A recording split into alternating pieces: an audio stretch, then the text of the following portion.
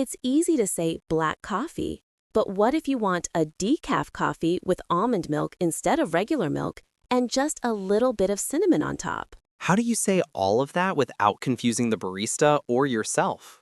That feeling of wanting something specific but not knowing the precise, natural phrases to request it is what stops most learners from trying. Today, we are focusing only on customization.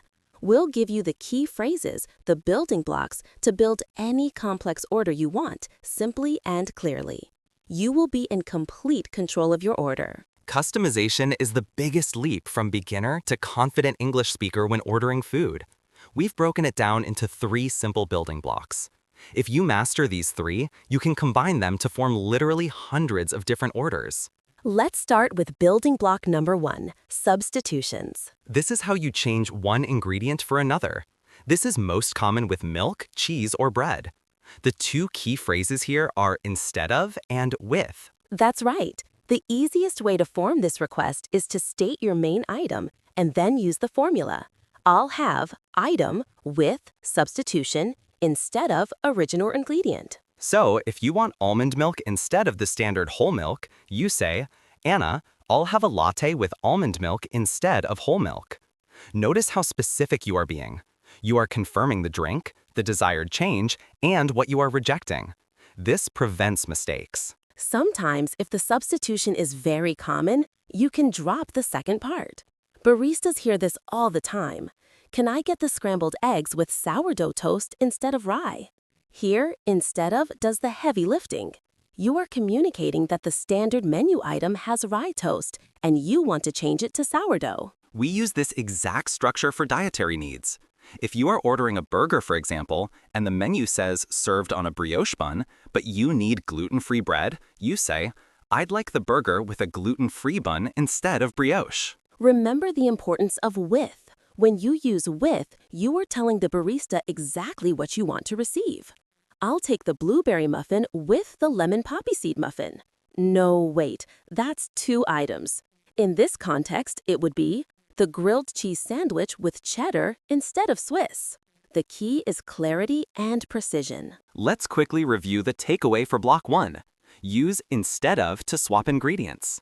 Now, let's move to building block number 2, additions and removals. This is about adding something that isn't included on the menu or removing something that is. This is where phrases like, can I add, and with no or without come into play. These are simple but powerful. Starting with removals.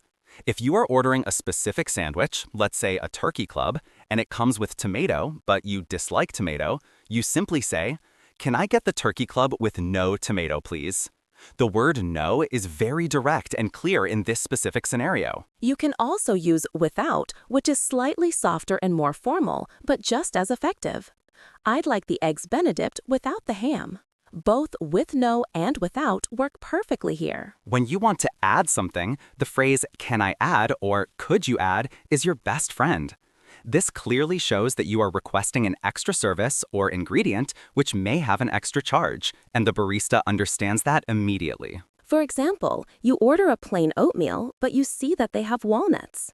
You say, I'll have the oatmeal, and can I add walnuts and brown sugar? Or for coffee customization, which is very common, I'm ordering an iced latte, and could you add a shot of caramel syrup? Using add ensures you are specific. You aren't just saying with caramel, you are specifying the type of addition. You can also use the word extra if the ingredient is already included, but you want more of it. For example, if you love bacon, I'd like the breakfast burrito with extra bacon. It's simple, direct, and very common. Quick takeaway for block 2. Use with no or without for removals, and can I add or extra for additions. Now for the final and often most confusing building block, specifics and sides. This block is about controlling the small details that make the difference between a good breakfast and a perfect one: temperature, amount, and presentation. Let's talk temperature first. For coffee, you might not just want a hot latte, you might want it extra hot. This is especially important if you are planning to drink it slowly. For cold drinks, the opposite is true. If you want a soda without ice, you ask for it no ice, or easy on the ice if you want just a little bit. The key to amount is using modifiers. If you want less syrup in your coffee than usual, you can specify quantity.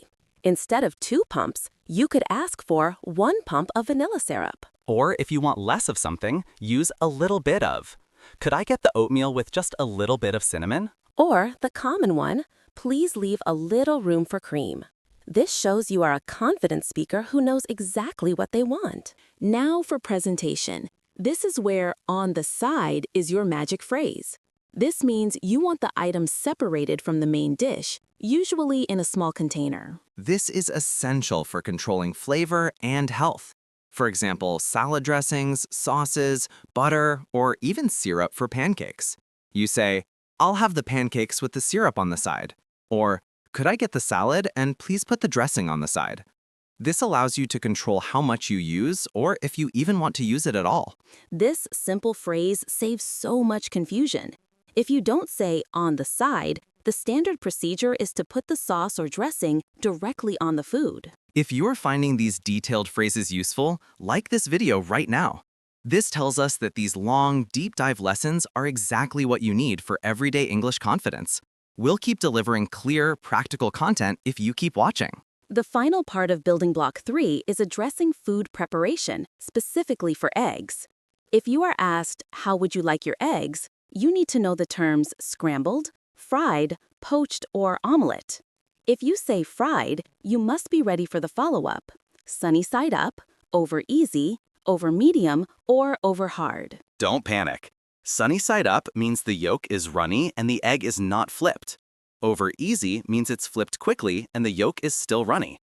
Over medium means the yolk is jammy, and over hard means the yolk is cooked all the way through and firm. So a perfect request might be, "I'd like the breakfast plate, and could I get the eggs fried over medium, please?" Excellent.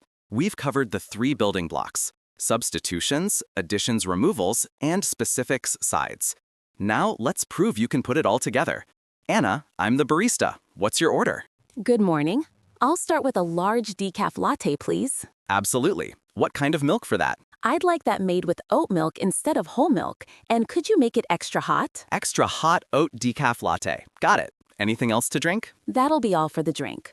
For food, I'll have the scrambled eggs. But could I get no peppers in the scramble? And can I have the potatoes with the ketchup on the side? Scrambled eggs, no peppers, side of ketchup. Excellent. Anything else? One last thing. I'll take a side of bacon, but could I please have it cooked extra crispy? Extra crispy bacon. Noted. That's a large, extra hot decaf oat latte, scrambled eggs with no peppers, potatoes with ketchup on the side, and extra crispy bacon. Perfect. That will be $18.50. See? That was a complex, specific order using all 3 building blocks: substitutions, removals, and specifics. And it went perfectly smoothly because the language was clear and natural. Now it's time for you to practice. We are going to repeat some of the most essential phrases slowly. Repeat them out loud using the shadowing technique to build muscle memory.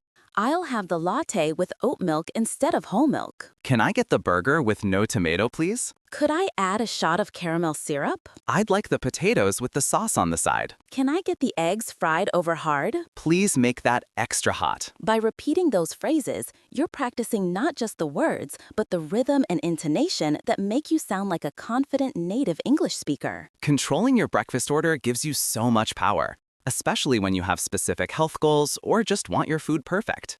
You now have the exact language needed to communicate those complicated details with ease. The next time you walk into a cafe, don't just order the standard item.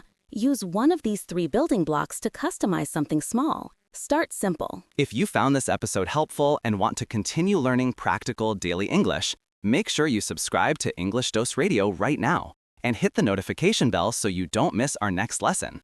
Every episode is designed to give you real-life dialogues you can finish in one setting. Take control of your order today. We hope this makes your next trip to the cafe simple, calm, and delicious.